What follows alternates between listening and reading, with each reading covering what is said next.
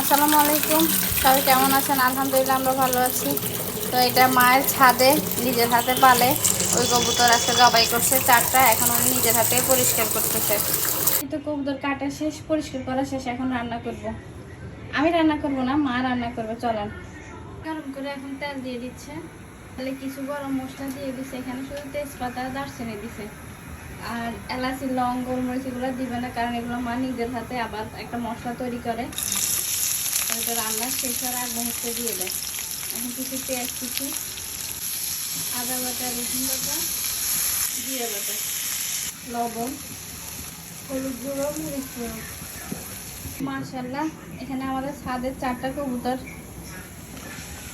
বিসমিল্লাহ করে মা সব দিয়ে দিচ্ছে। এখন এগুলো মশলার মধ্যে কিছুক্ষণ ভাজবে।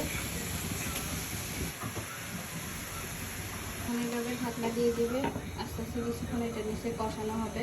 মা এখানে একটু পেঁয়াজ বাটা দিয়ে দিচ্ছে কষানিতে।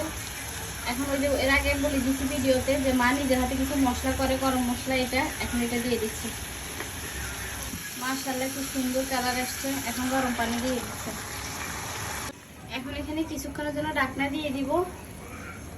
দারুণ হয়েছে মায়ের হাতে রান্না। এই কবুতর আমি রান্না করতে পারি না, মা আপনাদের ভাইয়ের অনেক পছন্দের।